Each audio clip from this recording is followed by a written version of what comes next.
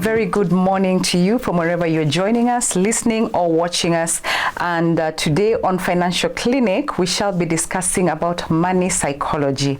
Yes, you heard me right, money psychology. What comes to mind when you hear about the word psychology?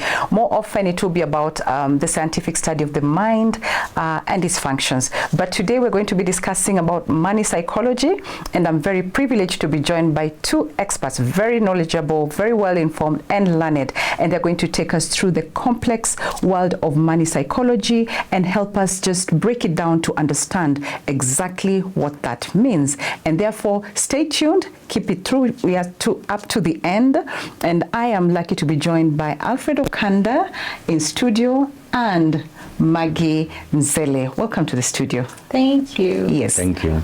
Now, normally we start with, they say ladies first, but we say men before. So Alfred, I'll start with you just to break it down for us, for the layperson, for our listener, for our, our viewer, people who are not very good with money terms. What is money psychology? Thank you, Sally. Glad to be here. Money psychology is basically how people think and perceive and interact about money, and actually this is what will form their behavior and how they make decisions when they are spending their money. Yes. Okay. Yeah. And so because now money psychology being a new term for most people, what are the fundamental aspects that, how can you break it down for people in terms of aspects about money psychology? Actually, the fundamental aspects of money is they are more of emotional influence. Right. You see, where people will spend because of how they feel or what they feel like doing. The others could be the mindset. You see, depending on how you see, like the Bible says, how man thinketh, yes, so is he. Yes. Yes. So what you're saying is that the mindset, how that mind has been programmed to see money, will also influence how you spend your money. It could be even social influence, where you want to impress other people. It could be where you get your self-identity or self-worth. So it will make you want to do something simply because this makes me feel good. Right. I want to drive a good car. So what happens? I'll go borrow and buy this car and so forth. So those are basically what, just to mention but a few, what the basic aspects of money psychology. Of money psychology. Yeah. Wow, interesting. Now, Maggie, Alfred has talked about relationship, the relationship that we have with the money and all that. How do you think that relationship affects us or the user of that money? How does that relationship affect you? First, I like that he mentioned mindset, which is very important. Just as he said, how we perceive money, our assumptions will determine our behavior and how we approach finances. So when it comes to mindset, it's really either of the two. You can have a scarcity mindset or an abundant mindset. So scarce means lack of, and abundance means plenty. So whichever mindset you have will determine how you approach money. For example, scarcity mentality when it comes to maybe budgeting, which is very fundamental in managing your finances. So when it comes to budgeting and you have a scarcity mentality, you'll approach it in a way that budgeting inanikazia, budgeting is making me not spend my money, it's not good. But when you have an abundance mentality, when it comes to, for example, budgeting, you look at it, budgeting, this is going to help me allocate my finances, it's going to help me plan better. So mindset really determines how you. And is it also about, you're happy with what you have, the abundance mindset? Is Absolutely. It about I have whatever I have, I'm happy with this, nanita plan nahi, and I'll be okay? Absolutely. Is that what it is? Being contented with whatever you have. Super important. Because when you're happy and satisfied with what you have is how you can allow yourself to get more. But again, when you say scarcity mentality, sometimes it's truly you don't have, and it's not that you have that mentality, but genuinely, you don't have the money, and so you'll think at that level of I actually don't have. I may have loved to buy probably a new set of, probably a sofa set or whatever, a pair of shoes, but I don't have. Is that a scarcity mentality, or it's genuinely I don't have the money?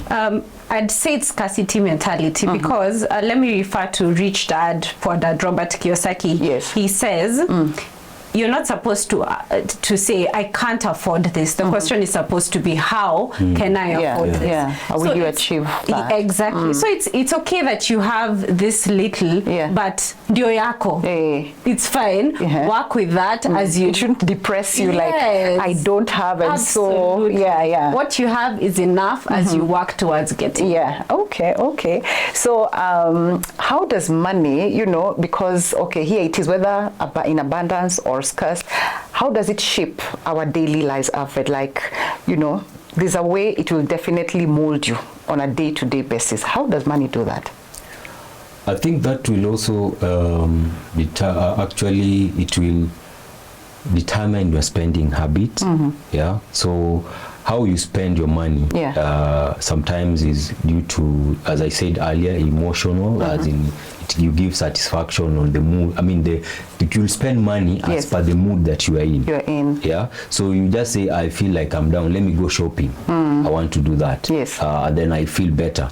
So you see, you'll go shopping and probably you'll go get what you never need. It's just simply. Isn't it just like a therapy for me? You know, like there are people who stress eat. You know, there are people who stress eat. So probably it's a therapy for someone. You know, like I feel I'm down today. I woke up not feeling too good, and mi wacha nikajibambe somewhere. You know, in a mall or. Yes. But that basically what leads to impulse buying and so forth. So what we're saying here is that yes, I'll go get the therapy at what cost. Yeah. I budgeted for my money as Maggie said. Yes. And this is the goal that I want to achieve. Yes. But since I feel like I need to buy something, it will end up getting into my budget, eating into my budget, and I'm not able to achieve that goal. So what comes in after that? The goal that I'm so passionate about, now I cannot achieve it. Right. Now I go back and I start feeling bad that I'm not able to do this. But it's simply because of the habit where I have to get therapy from such kind of impulse. So here you really need to get discipline and find other ways of dealing with your stress or whatever feelings you have. But I like something you've just mentioned while you're explaining that. You've talked about budgeting, and Maggie also mentioned about budgeting, so and also goals. Yes. So maybe for our viewers and listeners, would you mind telling us, like, is there a connection between these two, or are they one and the same thing?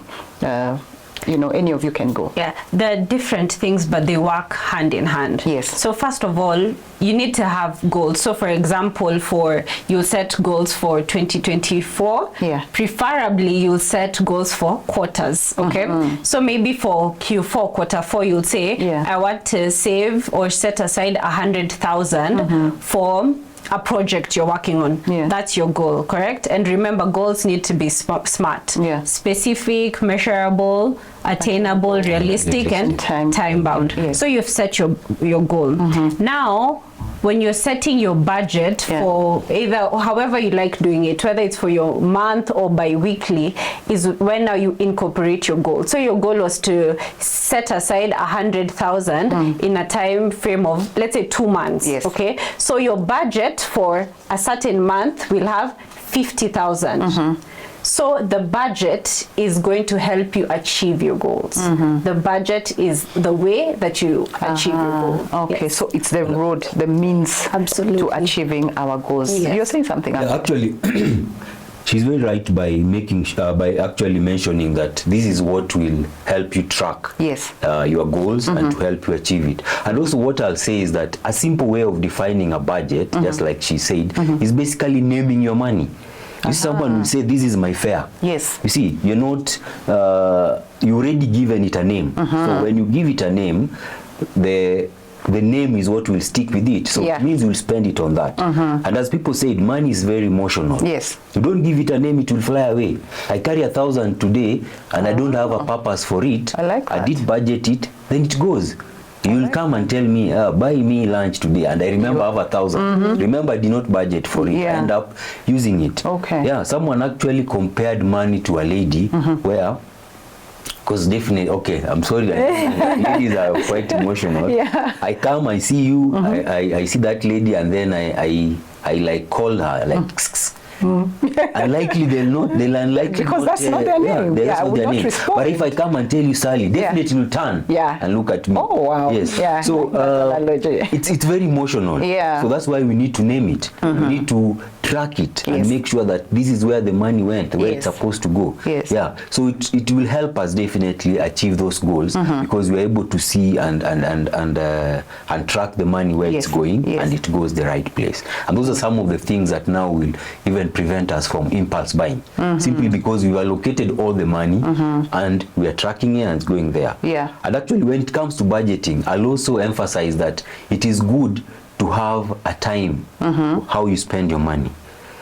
I'll earn my money. Yes. Okay. A time, like what I'll say is that, okay, budgeting will help you know how much you earn. Okay. Yeah. Yeah. I know I earn this amount of money. Yes. And this is my budget. To avoid, if I'm not that disciplined, to avoid now the impulse buying, I make sure that I have a time limit. I say by 5th, I earn my money on 30th. Yes. By 5th, I should have paid all my bills. All my bills. I'll have allocated this money where they're supposed to be. So it's about planning. You plan your money. Yeah, you plan your money. Yeah. Then probably what you remain with is the recurrent expenses. Yeah. Yes, the daily. And you know, we keep talking about savings. What are the easiest ways to save? You know, is it easiest, simplest, or the best ways to save money? Because for you to achieve those goals, you must have money kept somewhere to do, you know, long term and short term.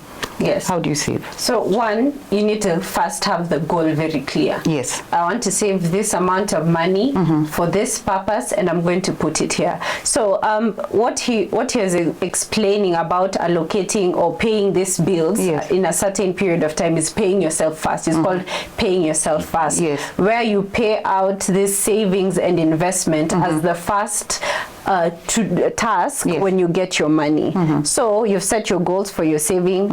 As soon as your money comes in, pay or send that money to that account for your savings. Or you can even have a standing order where it's fixed. The bank knows first a certain amount of money goes towards your savings. Yeah, it's automatically chopped off. Yeah, and then also you can have an accountability partner.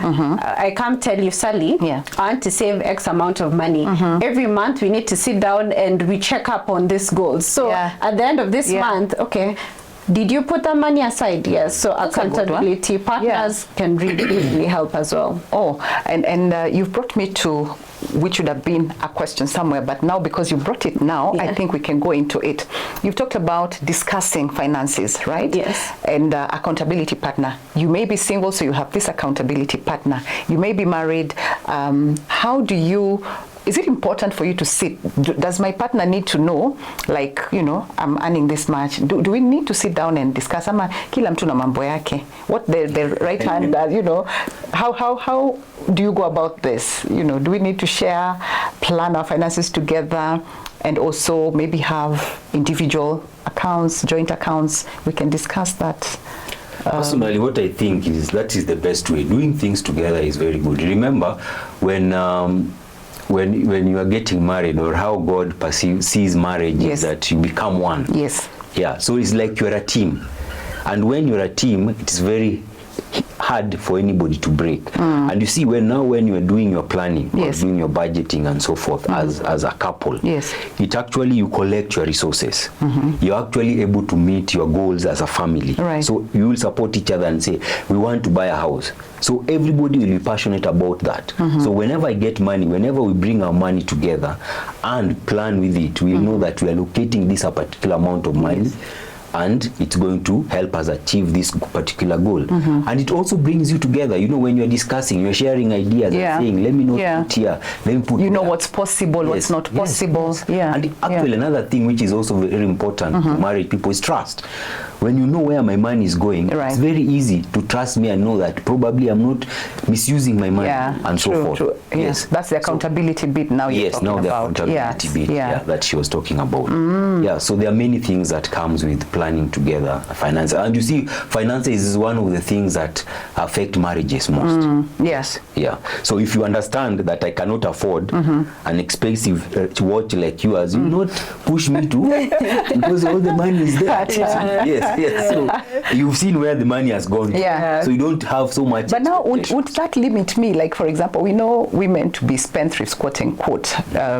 You know, it's a stereotype or whatever. But wouldn't it limit me? I want to do, or in that planning as a couple, we'll have an allocation for what is it called? You know, there's a name for it. Miscellaneous. Yes. Yeah. Are we going to have some allocation for that? I am a huge believer in setting aside money for miscellaneous enjoyment, going out, because at the end of the day, savings and investments are very important, but money is a tool for you also to enjoy life. Exactly. You work so hard to, you know. Yes, so it's okay to allocate some funds for going out, restaurant, traveling and all that. It's perfectly fine to allocate those funds. Yeah, that's true, I agree. Yeah. And that should actually be reflected in your budget. In your budget. And even some of these things like contribute charity work. You see, nowadays you get so many WhatsApp groups and so forth. All that should be reflected in your budget and should have an amount that you allocate this month and say that this is what will. And that's why I respect someone if I invite and gives me 1,000 shillings. I'll not despise that because probably the allocation is 5,000 and they have 5. And it's a plus into your account. You didn't have it. Yeah, exactly. In fact, I remember there's a guy where we do some of our beauty procedures, and this guy was telling me, let me tell you, because I had some luggage that I had, and he was like, nitakubebea, you know, nitakubebea too. I was like, how do you carry for me? They said, Sally, wacha nikwambie. Right now in my account, let's say I have 500,000 and you pay me 200. How will my account read? Plus 200. So it is money, don't despise. Usidharau pesa ndogo hata mwanzo mdogo. So what you're saying is true. Even that 1,000 someone will give you, you know, you flow with it. And because we're still on goals and budgeting and all that, how would one like cultivate a mind of long-term, you know, a goal of long-term as opposed to short-term gratification, you know, because we have, I wouldn't say Gen Zs wamonewa sana, just generally, how do you cultivate that mind to be able to set your goals long-term and not just short-term gratification to make my friends happy because Maggie, you know, she's living in this place or driving this, I want to be like her. You know. Yeah. So when we're setting our goals, it shouldn't be you're just setting because everyone says we should have 2024 resolutions. Your goals should be dear to you. When I set a goal of buying a house, I know what that house means to me. And I envision it. I see myself in that house 1 year to come. So in as much as there's the discipline aspect and it's a habit you need to cultivate, and you know you need to train your mind when it comes to delayed gratification. When you have that goal in your head and it is very clear and you know why. The why is important. Why do I want to buy the house? Why do I want to save an X amount of money? It really helps.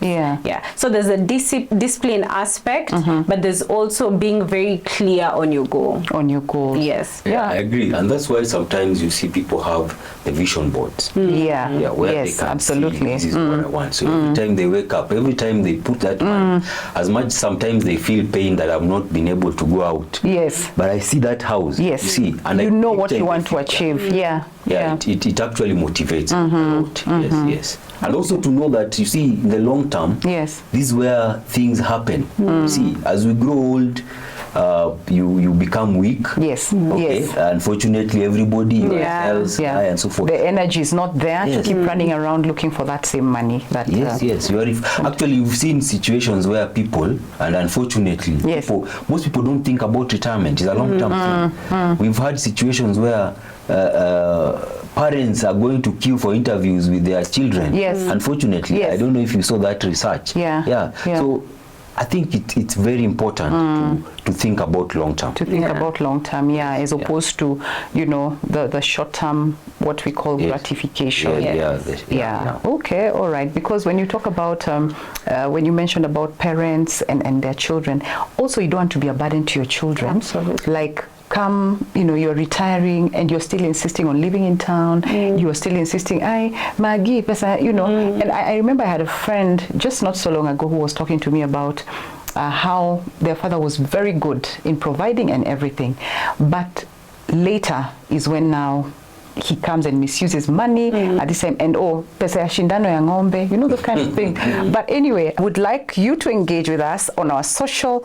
The SMS number is 20316 and on WhatsApp 0786316316. Please tell us what you think about money psychology. If you have any question on finances, please talk to us and you'll get the right answers from our experts in studio.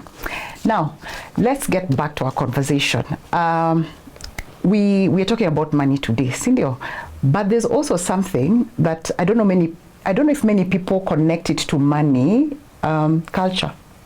There's some cultural beliefs or behaviors that affect the way we spend money, the way we think about money, our relationship with money.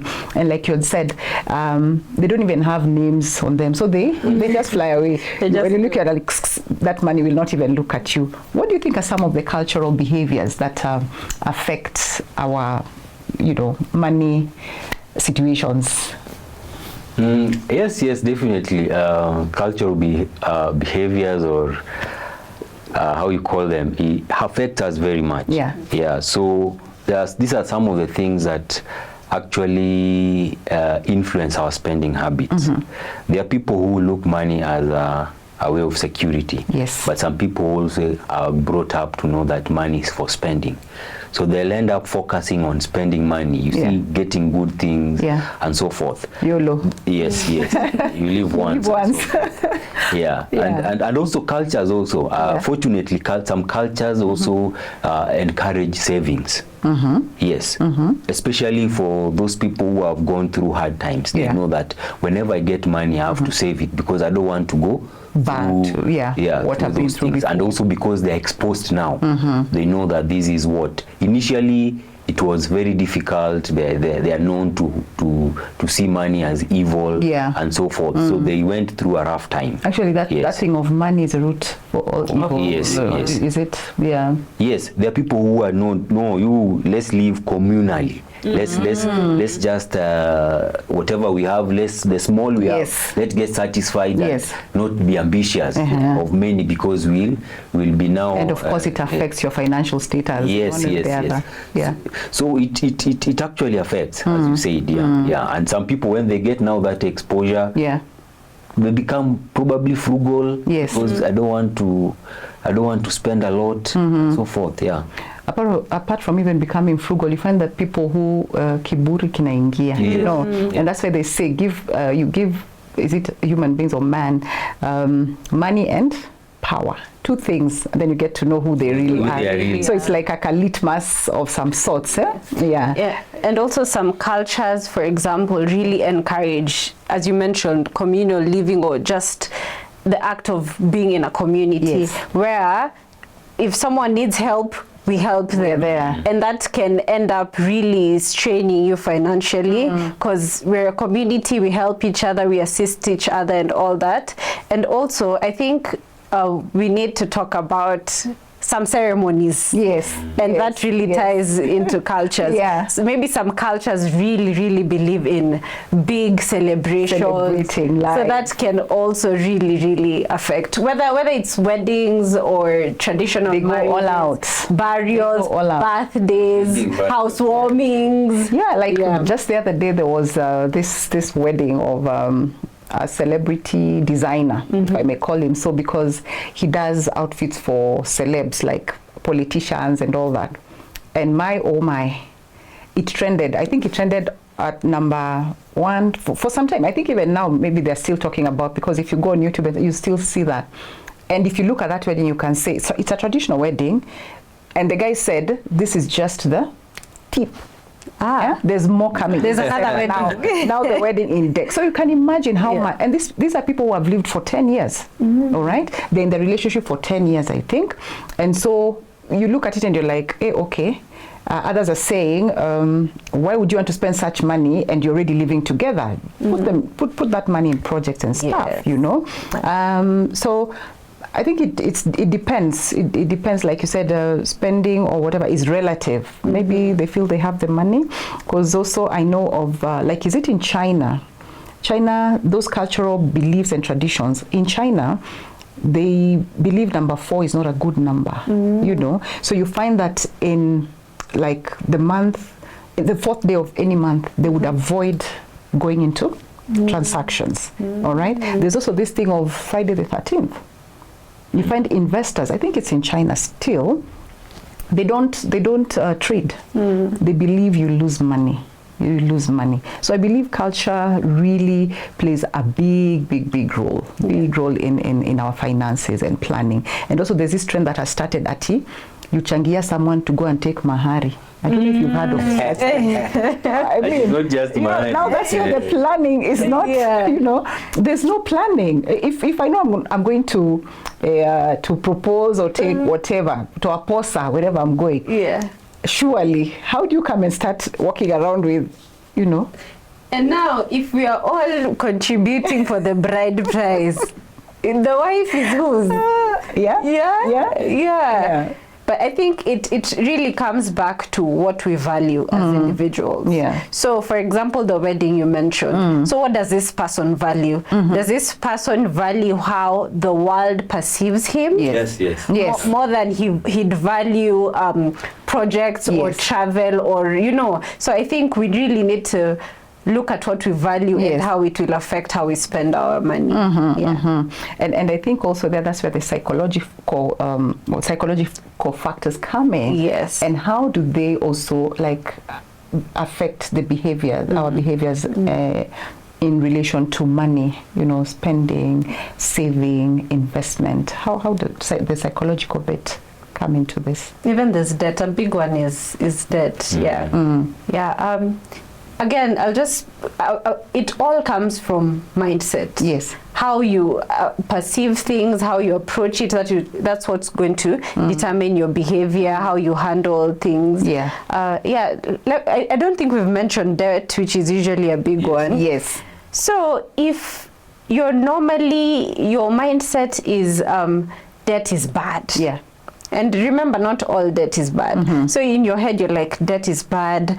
You can't take loans. You can't take loan. There's some guilt. You have some guilt and shame associated with debt. It can make you miss out on big opportunities for investments, for starting businesses. But the opposite, where you have an abundant mentality, when it comes to debt, you look at it as an opportunity to maybe grow your business, to invest, and you'll approach it informed, and it will actually help you in your life. And I also think, you know, when we're taking these loans and all, be in a debt that actually services you well to be able to repay it. Because you don't want to, I take a loan for, what? I'm going to Mombasa. Just a vacation. You know, why? I think those are also some of the things that we need to keep in mind as you're taking a loan or asking for a debt from wherever. You know. Good debt is debt that that will add value to your life. So it can be you're paying for school, that you're going to get a skill that's going to bring you income, or a business or investment. Bad debt is debt that will not bring income or will cost you more. So if you're, for example, buying a car just to use for your personal use, that will cost you money. Or you're getting a loan to go just on a trip. It's not a business trip, it's just for vibes. That's again bad debt. But don't you think the online money platforms for lending money, aren't they, you know, I would want to hear your take on that as financial experts, either of you, because I mean, I just take my phone, it's so accessible, and there I go, kidogo, I Skype it, I change my number, and they won't find me ever. So what are your thoughts on, you know, the online lending money services platforms? I think, as you said, people always want to go the easy way. And I think most of these companies, the online lending companies, are actually exploiting that, where I can just get money and easily from where I sit and use it. And most of the time is that, okay, not all the time, but most of the time people who take such money are probably gamblers or people who just don't want to, or they're just out there to make sure I have money, but I don't want to work for it. But there are people also who take, yes, there are people who, they just want to have money. Yes, you see, I need to do this, I need to, as she was saying. And maybe not for anything that, like you said, which will bring back the money with some interest. Yes, because if you look at the default rate for such kind of things, a lot people, I don't know if someone... Fund is one of them, isn't it? Yeah. So we see it simply because what she was saying is that you get a good debt that will be able to repay it back. Yes. So I don't see why I'll get money, spend that money, get interest, or get something out of that money and refuse to pay. So it's actually evident that whatever I get, probably I'm not, whatever the money I get, probably I'm not investing it. That's the scarcity mindset that you're talking about. That you're talking about. And you see, we are always encouraged to use other people's money. And when you use other people's money, you use it wisely to be able to generate more wealth for yourself. Wow. And when you have that courage, is where now you can grow. I know some people, some cultures actually, when talked about, they feel like, you see, having debt is shameful. Maybe you'll not pay it. What will happen? You see, they're always negative. What about if they'll come and take away your things? They'll take away your car. There's a negative tag on it, on debt. Which actually I think probably is because of what we do with the money. But when you do use it well, I don't think such kind of things will come to pass. Yes. So what, such people then, how do you move from this kind of mindset, because this is about scarcity mindset. How do you move or propel yourself to the abundance?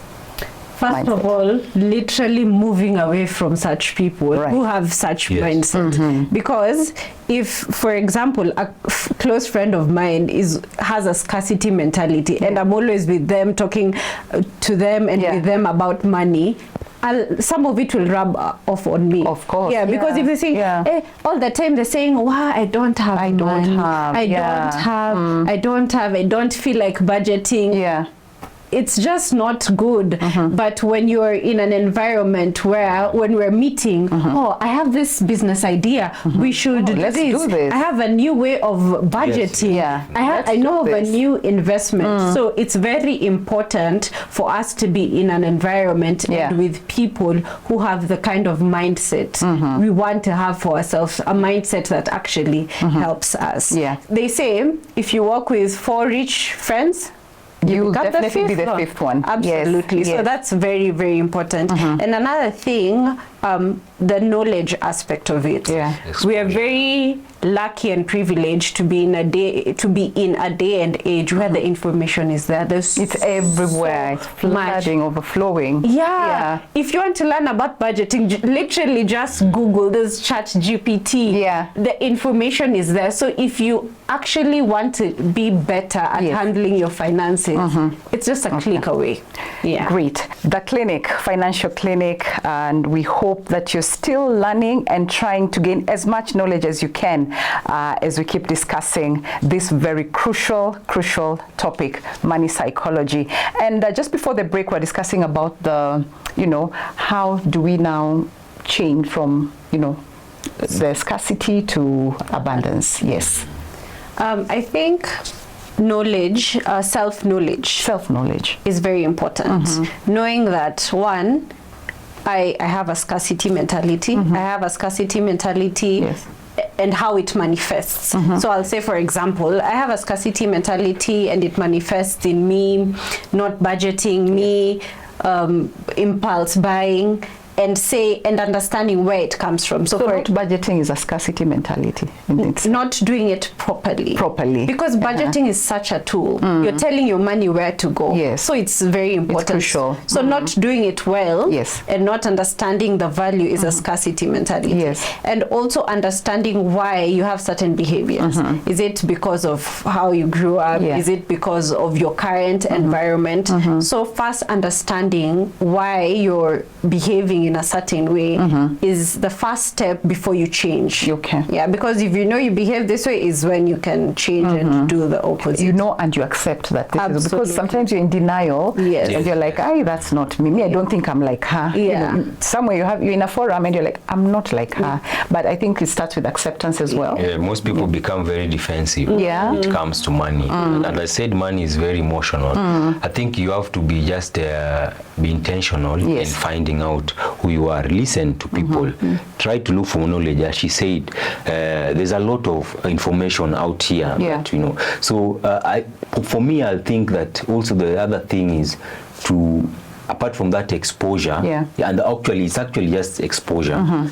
Look for a financial advisor, someone who will tell you, someone who will go through your goals with you, tell you what someone you want, who understands money. Yes, so that they'll be able to help you set your goals, they'll be able to help you do a budget, able to help you track your money, and probably an accountability partner, as you mentioned earlier. So some of those things will make you now start understanding, where are my weaknesses, what should I do in my spending, where am I wasting my money, and so forth. And with that, now you will feel that there's some form of change and you get motivated to do this thing. So like you go back to school, because it's kind of a school, you know, with the financial advisor. But how many of us are willing to go through that? Probably they think there's a charge to it, or we feel we know better. Or what do you think? Because I don't think many people go through financial advisors. And I think that's the problem is, I don't know if I can call it overconfidence. You think you know. Yeah, you think you know. You think you know. I'll just Google, you know. But do you? Yeah. You don't. You don't. You don't. You tell yourself that, and you don't even do. You don't take that step to, you know. Yeah, and sometimes when someone gets the chance to look at things from the outside, they can identify a lot of things. Because, you know, they say if you sit in your own, you can't tell the smell. So sometimes when someone from the outside comes in, they're like, with experience, they can spot a number of things that you wouldn't otherwise note. Okay. So is that it on how to move from scarcity to the abundance mentality? Yes, I think that's pretty much it. Okay, because like we were saying earlier, it's even friends can influence, you know, the social bit of it now. Yes. I would want, or my listeners and viewers would want to understand, how does social influence affect money, the money psychology? We're in the age of social media. So social media can influence you either way, because that's your environment, because on your phone you have access to a lot of people. So you can see someone buying a house and think, oh wow, I'd like that for myself. That's influencing you positively. You can also see someone going out for parties and spending their money not in the best way, and you choose to go that route. That person has influenced you negatively. So whatever we pick up, we need to use it to our advantage. And just make the smart decision. And I think friends can really, our social life of friends can really play a big role in either making or breaking you into being a good saver, being a good spender, you know. So that's probably an aspect we need to look into on a personal level. I need to know my friends, because we have friends who will just call you, Maggie, where are you? See you come. And those ones of see you come, they're not spending anything. Probably they don't even spend anything. Such people. And also competition. You see that guy, oh man, he has a good car. Now you're thinking, I think even me, I should get my another car like that. You see.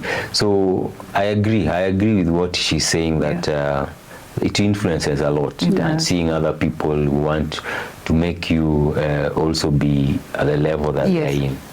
Yeah. Okay. Right there, yeah. And as we are heading towards the end of the program, we had talked about investment earlier. I don't know, what are your thoughts? In your field, you've met people, clients, yourselves. Tips on investments that will give you returns so that you have this good cycle of money. What are your thoughts on good tips on investment to give you a good cycle of money? First, because personal finance is very personal, you need to understand your risk profile. Right. So are you very risk averse? Is your risk tolerance very high, yes, or very low? Because if it's an investment that's the risk is very high, and you're someone you're not very risk averse, yes, you'll have sleepless nights. So you need to understand your risk tolerance before going into a certain investment route. Yes. And then after understanding your risk profile tolerance, you need to understand what you want your investment to do for you. Okay. And which position you are in, because you can want your investment to just give you passive income and you don't want to put in work in it. Yes. So let me give an example.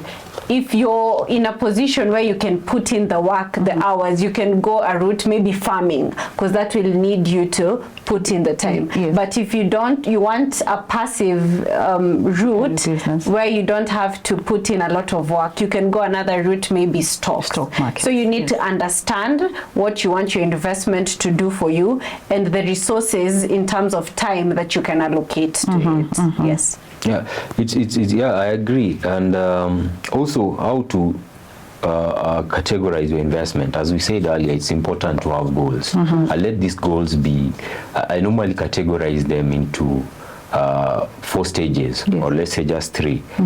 What we call immediate goals.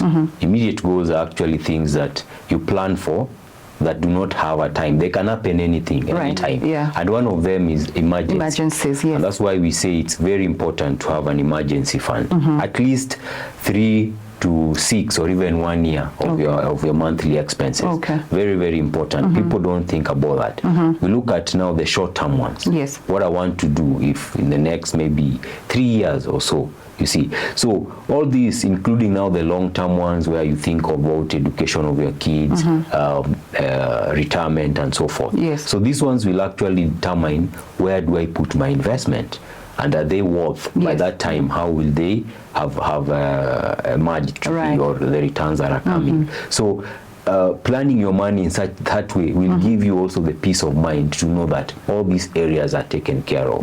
You know, we learn from experiences or from seeing other people. And when you see someone lost their job, they cannot survive, they have to move, they have to change their children's schools and so forth.